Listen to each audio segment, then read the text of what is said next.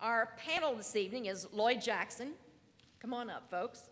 He is the former, he's a former state senator, and he is a current member of the state school board. Next is Gayle Manchin. She is our former First Lady and is the current president of the West Virginia State School Board.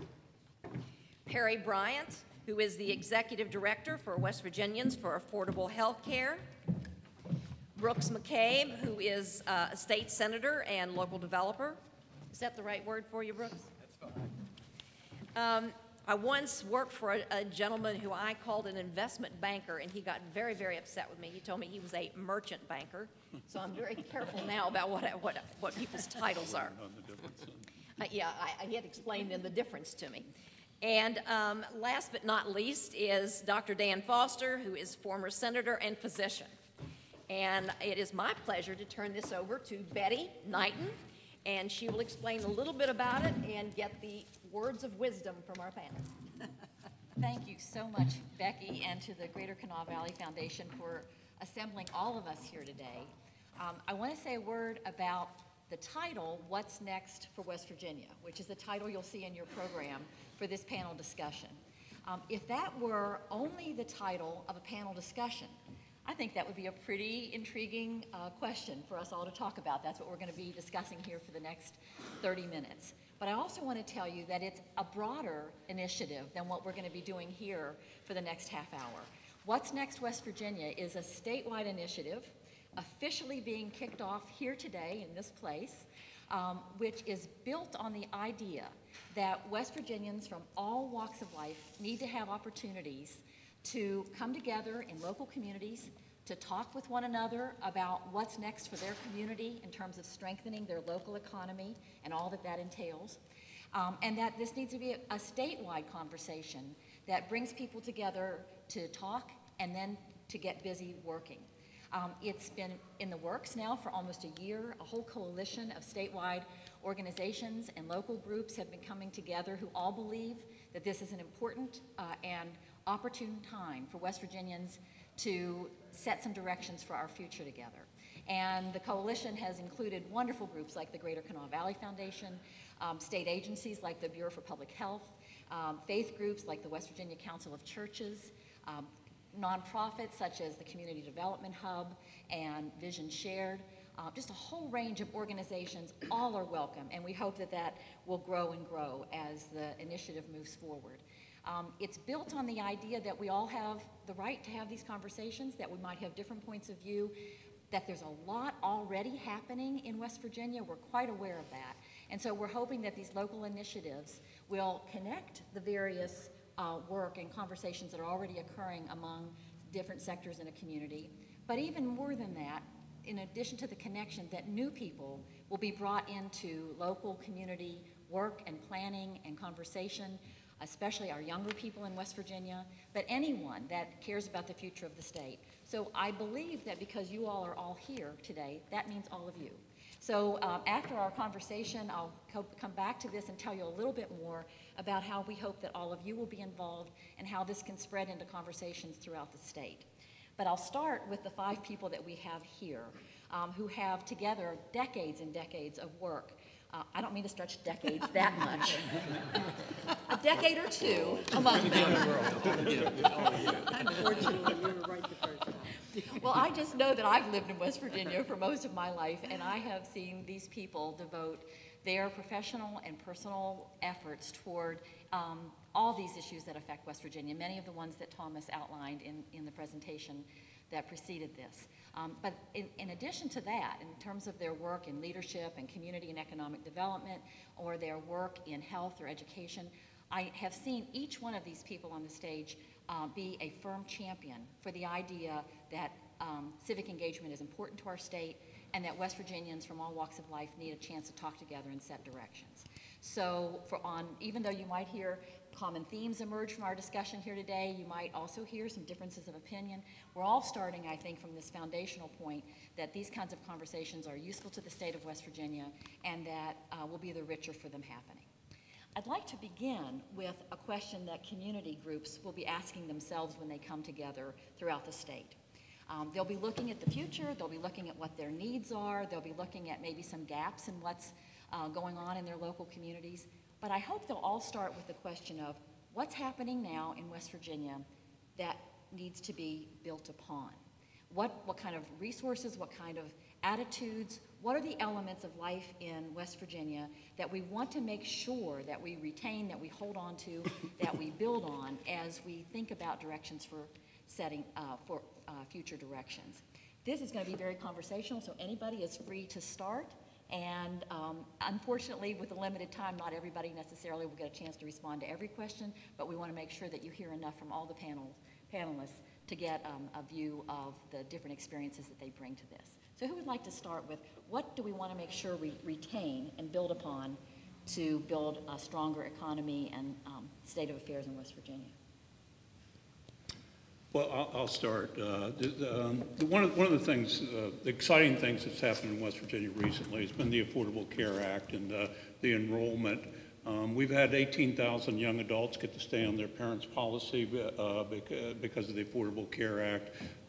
We've enrolled about 25,000 people in qualified health plans. These are subsidized, for the most part, subsidized private insurance products. But the real shining light is 120,000 low-income West Virginians have been enrolled in the Medicaid expansion since October 1st. To put that in perspective, about 90% of all of those who were eligible for the Medicaid expansion have been enrolled in 7.5 month period. It is a remarkable achievement and one that we need to build on to make sure that our workforce and our employees who can go to work every day and our students come to school able to learn and to work because they have the health care benefits as a foundation for that. I think it's a remarkable achievement and one we ought to build on, Betty. I would expand that just a little bit.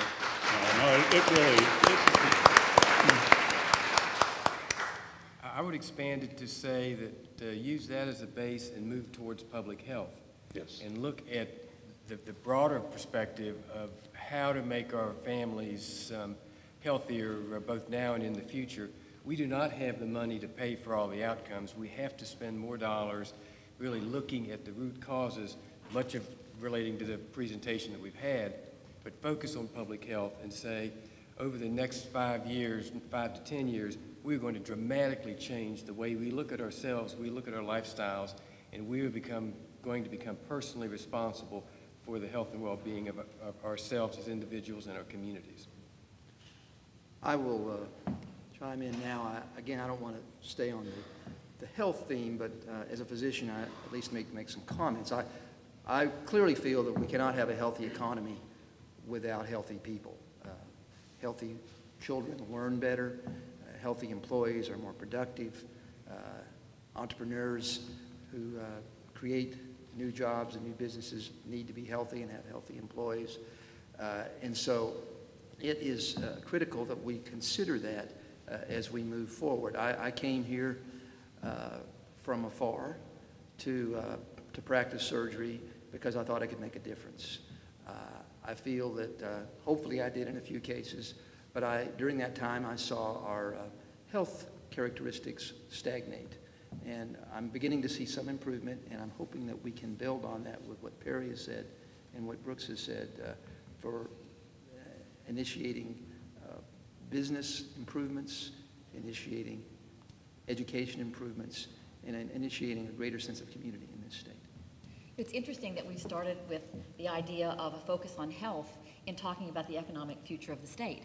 But we've done literally hundreds of interviews with people around the state as we prepared for this initiative. And this echoes the concerns that many West Virginians have expressed in terms of employers who need a healthy workforce, people who need to have healthy opportunities for physical well-being, mental well-being as they go about preparing for jobs themselves. Did either of you have anything you'd like to add to the health component before we look at another aspect of this? Well, I was not going to address the health, No, although whatever. the health component is very important to this. But I think when we think about what West Virginia has and we think about the natural beauty, the wild and wonderful part of West Virginia and how we have to continue to build on that. I think when you look at the Boy Scout Bechtel Reserve, what that has brought to West Virginia, what it will continue to bring to West Virginia as the home of Boy Scouts for the next 100 years, and the High Life Wildlife Adventure series, and what that means in terms of promoting quality jobs around this state in the area of tourism and hospitality and food service is something that I think we definitely should not ignore, but certainly that builds into healthier lifestyles and healthier eating if we're doing that correctly. But I just think we can't talk about what we have in West Virginia without identifying that part of West Virginia is the beauty of our landscape and what that offers. Betty, health is certainly critical to our students in our schools. We have some very good school-based health clinics now that are developing in our school system around the state. We found that children that come to school with these health issues just don't learn. And the most recent development in that area is in the area of oral health.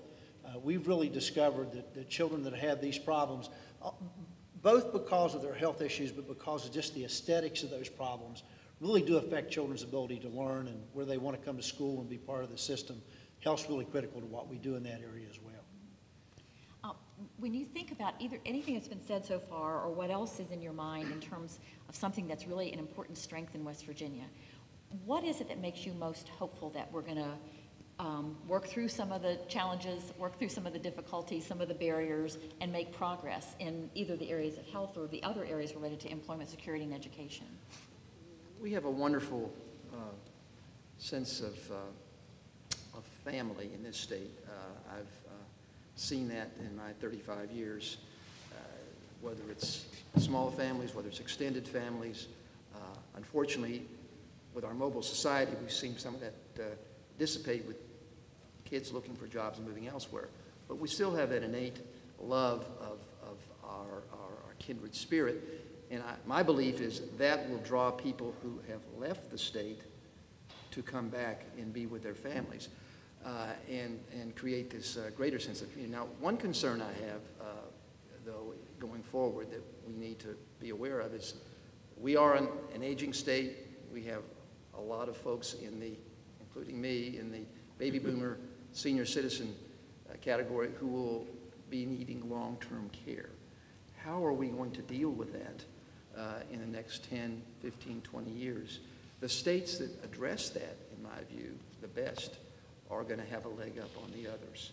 But we have probably, other than Florida, the greatest percentage of senior citizens of any state country.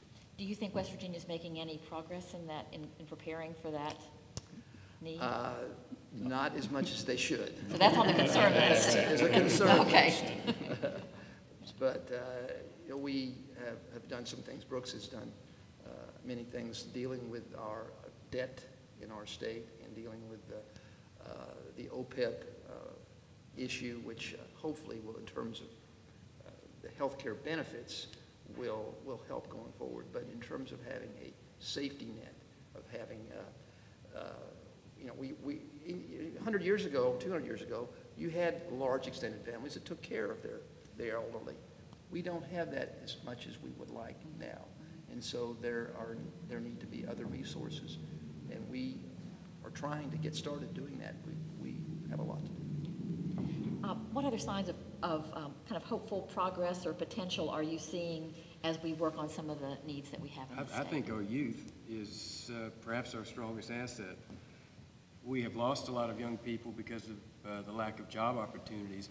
Those that have stayed, at least from my perspective, seem to be on a mission to turn the state around. And as I look forward, I think the next 30 years we're going to have an expanding economy, and that group of young leaders are going to have a really exciting ride. And they're the ones that, from my perspective, that are going to make it a game changer.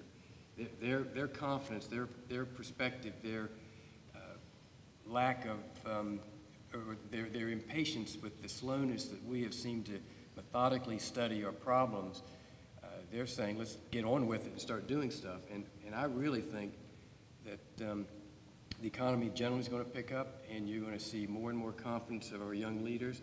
And I think the rest of us need to step aside and just watch it happen, because it's going to be exciting. You heard it here. Well, one of the other promising aspects in West Virginia is the progress we've made on early childhood development. I'm going to let Lloyd talk about it because he has championed this issue, and we have made remarkable progress on it. And go ahead, Lloyd, you take it. Well, certainly that was sprinkled throughout the presentation. I certainly did want to talk about that. West Virginia has clearly one of the most robust 4-year-old programs in the country. We're certainly in the top 5 in that, and will soon be, I think, the leader in the nation in 4-year-old programs in West Virginia. The governor already has a task force that's working out there. Speaker now, Secretary Kiss, chairing that, and soon will release his recommendations to the governor. And we're hopeful that we'll move in the area that I saw on almost every slide up here that focused on early childhood education. West Virginia can be the national leader in this area without too much investment. We're going to take some without more. We certainly have the capacity to do it, and we can start making a difference because we have far too many children in our education system who just aren't prepared for that system and who really never get caught up. We can make that difference in a state with, unfortunately, so much poverty in some areas where parents aren't able to give the children the help they need at home that all of you could give yours. We can do that in West Virginia. We can do it effectively, and we can do it in a way that's really going to change the face of our education system in West Virginia. You know, I think it's important for any conversation about the future of West Virginia, what's next for West Virginia, has to start with thinking about what's already happening in West Virginia that's positive that we can build on, what are the assets that we have, what are our hopeful signs, but it also needs to embrace the idea of some of the struggles that we're having in West Virginia. Where are the gaps? What do we need the most? What impact of maybe economic hardship are we seeing in the families in West Virginia? And I think Dan's already brought up one of the examples of something we really have to get our hands around, the idea of how to serve the needs of an aging population, how to increase accountability in education has also come up. What are some of when you see the big challenges facing West Virginia, what are we struggling with the most? Well, in the healthcare area, the two that we struggle with the most are tobacco and obesity. And clearly, we need to make some additional strides in there. And I agree with Senator McCabe wholeheartedly. I mean, expanding health insurance to the uninsured is really important. It gives them access to health care. But we need to complement that with a strong public health initiative, make sure that we decrease our tobacco utilization, that we get people on the move, eating better, eating healthier, less obese. Those are the two major concerns that I have in terms of a health perspective. I will mention one more, and of course that's substance abuse. Not that tobacco is not an abused substance, but the prescription drug issue that's over the last 15 to 18 years in this state, in this country, has been unbelievably concerning in terms of human capital and cost, both to our educational systems, to our government, and to our healthcare systems. We've made some strides in that area in the last few years, but it's still an incredible force out there of challenges, and I'm hoping that we will find some solutions that will enable us to become more optimistic about that particular issue. I'm always frustrated that we focus on the short term, the near term. We don't have that long-term vision that was, discussed in the presentation by Thomas Watson. We are so concerned about tomorrow and not really focusing on the long-term vision. And I'm kind of related to the economy's improving, we're going to be good, we're going to be okay. That's completely different than being great. That's completely different from being as best as we can become. And I don't see us really envisioning that right now. It's always about, let's be a little bit more, we'll be a little better next year and the year after that. As long as we're improving, we're okay. It's not about taking quantum leaps forward and saying, we're going to be the best in the country. We're going to be leaders. We're going to show the country that we in West Virginia can be a leader in rural health care, that we can be a leader in energy, that we can be a leader in manufacturing. It's all about, well, let's just tweak it a little bit, take a few baby steps. Let's be cautious and not get on the edge so we might get hurt. Keep it short term, keep it safe. I think we've got to get out there, and that'll cause some failures. There'll be some missteps.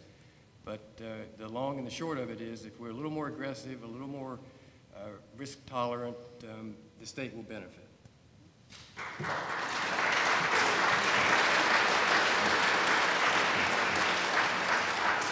That actually brings me back to a point that you made earlier about wanting more young people who are ready to say, let's just get on with it, to kind of move the work in West Virginia forward. What do each of you see as the opportunities for younger people in West Virginia to start talking and working together about some of these issues that you've identified? Do you see that happening in ways that are encouraging to you, or do you have some ideas about how that extra boost of energy might be brought into the system that's currently? Well, I'll tell you one thing that I'm finding very exciting in our educational field, and actually then it would go right into to the workforce, into economic development, but our career tech centers have just evolved into state-of-the-art simulated workplaces that truly are preparing our young people. We talk about graduating students, college and career ready, and these career tech centers are doing just that. They are graduating students with credentials, with the opportunity to get a job. Those can be streamlined right into our community colleges to promote then an associate degree. But when we talk about gas and oil and the possibilities of what can happen in West Virginia, and that's what I'll turn over to Lloyd, but having students that are prepared with the job skills that are going to be necessary for these types of jobs, good paying jobs, will allow our young people to have a good quality of life in West Virginia, to continue building on their learning, to grow with the jobs as they grow in this state.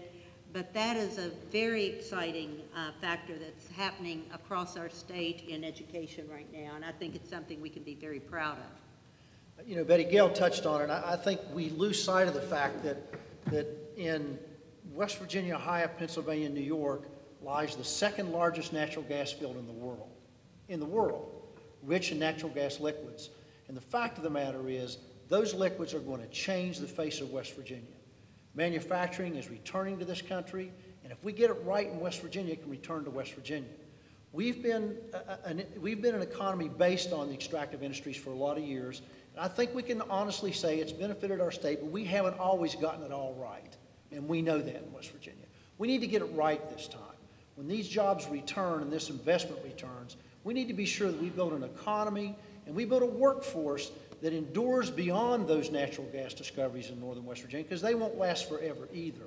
And that we build that economy so when it's over with, people come here not because of the extractive industries in the future, but because we have a workforce that is educated, that is dedicated, and that is attractive to people to come to this state.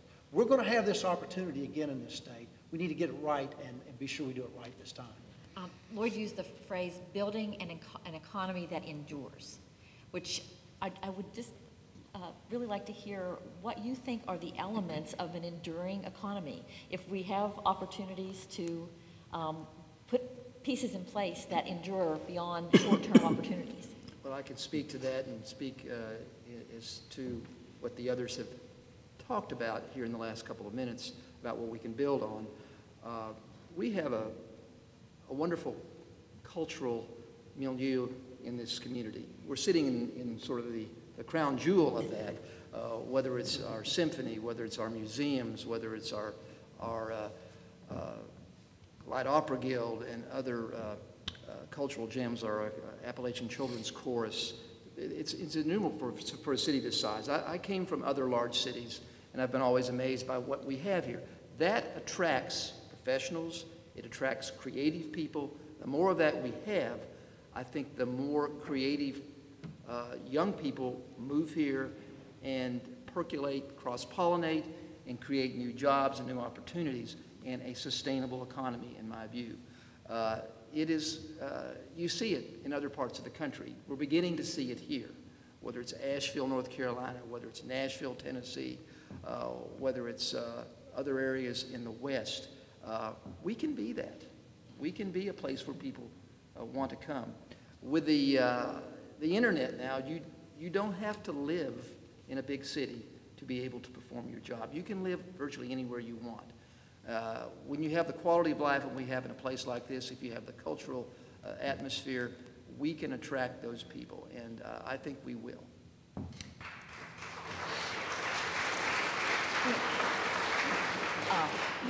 Let me just say one thing about, I think laying the foundation for future economic growth, one of the things we could do was if we establish a future fund, take some of those resources that are going to be a great asset to West Virginia and set them aside for future generations. And had our forefathers done that, we would have been an awful lot better off today than we are. And I think we ought to have the foresight to think long-term and plan for the future and set aside some of those resources. And not just for infrastructure and development, but for research. I mean, the Electric Power Institute is a $300 or $400 million funded organization by the public utilities. Where's the similar institute for coal? Where's the similar institute for oil and gas? We need to convince our industry partners in the state to invest in research, because it's not just about using the minerals and resources we have now. The future is just wide open, and these new technologies are going to be astounding. We need to figure out how to be a real leader in research as it relates to an energy economy and reinvesting basically in the future to ultimately have a diverse, self-sustaining economy. One of the things that's a bit certainly fascinating, but also a bit daunting about trying to have a statewide conversation about the economy of West Virginia is that there's such diversity throughout the state. Are we talking about the Eastern Panhandle? Are we talking about our southern counties? Are we talking about the high population areas or the very small rural communities? In your work, as you've looked at the kind of challenges of coming up with statewide systems or statewide policies that serve all of those diverse needs of small rural communities, perhaps that have lost a lot of their population. What are some of the approaches to making West Virginia connected and kind of interactive in a way that those small communities that are just really struggling to stay afloat can be a part of a dynamic future in West Virginia as well? You know, Betty, nobody has to worry about that more than we do at the State Board of Education because we have 55 counties and they're all different. But the fact of the matter is that there's a common thread that we have to have among those, and that's high expectations. I mean, West Virginia suffers from low expectations. We have kids that don't do well in school because no one expects them to do well in school. And Dan touched on it, but if you look around where we're sitting right now and think of people like John McClarty and New Thomas and the Clay family, they had high expectations, and look at the result of that here. I mean, that's the result of high expectations. And if we'll do that in West Virginia, our kids are just as bright when they're born as anyone else in the country. Our teachers really are just as good as any place else. Our school system's very dynamic and good. We just have to have high expectations and expect people to perform at that level. That's what bridges the gap for us across every school system in West Virginia. And I think when you look at our very rural areas, we have an initiative in McDowell County, which is the poorest county in West Virginia, the 8th poorest county in the nation. But there is a commonality when you get into very rural, isolated communities, and that is many times lack of economic development, lack of hope. And so it is about education. Education breaks the cycle of poverty. But if children are hungry, if they're not healthy, if they're ill, if they don't have the proper care, they're not going to be able to learn. And so as we look at those counties, we realize that it is about the school and the teacher, but it is also about wraparound services that we bring to those children. That's why community schools become so important in our isolated rural areas. It provides in that school the health clinic, the dental clinic, the social services, so that social workers that need to meet with that child can come to the school and meet. The child doesn't have to leave the school and try to go somewhere else to get the services they need. So it is a composite of, again, the community. If we say it takes a village to raise a child, who's going to raise that village and who's going to build that community into a thriving entity that can support and raise its children. So it is a massive undertaking, but it is one that I think we are looking at that model in McDowell County, and I think it's one that will work. You know, a lot of the people that we talked to in preparation for this initiative said, We need to think about what West Virginia needs to do to thrive and not just survive. And it seems like that's been a theme among the panelists today. You know, it seems like we just got started with this conversation, but our time is already almost at a close. I just want to give you one last opportunity in case I didn't ask the question that allowed you to bring that idea into the conversation that you wanted to bring. Is there anything else that you want to tell to our guests here today about what you hope for or believe in terms of the future of West Virginia? We have too much government. We need to consolidate some of our entities, work together to become more efficient, more productive, and better utilize our resources. And that's perhaps the toughest nut to crack of all. But a small rural state, as dispersed as we are in many of our communities, we need to think about a different way to organize the delivery of our services and our local government. We don't need to apologize for being West Virginians and for being from West Virginia. We need to be proud of this state. I've lived many places in the country, and there's none better than this.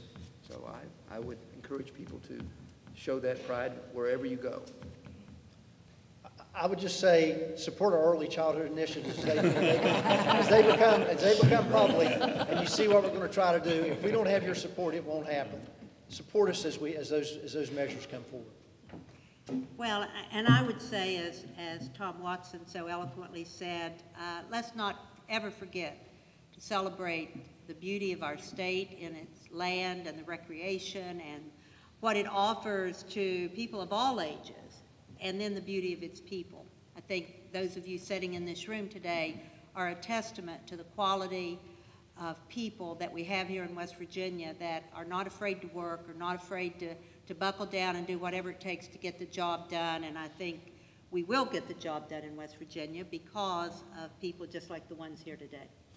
And Kerry, that leaves you with the last word. Well, just that we are, what next West Virginia, we need to encourage that initiative and make sure that it's successful. So we continue this dialogue in a lot of different settings and a lot more. How cool, we didn't even plan that. Two quick comments before I turn it back to Becky, and that is, I said at the beginning that we would conclude with an invitation for continued dialogue and work in local communities. Perry's actually already done that, but on your seat also you will find a flyer that gives you contact information.